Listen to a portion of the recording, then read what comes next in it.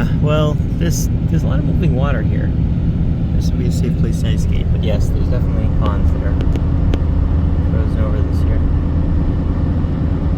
Could look into that. First, we gotta get your skates though and all that stuff.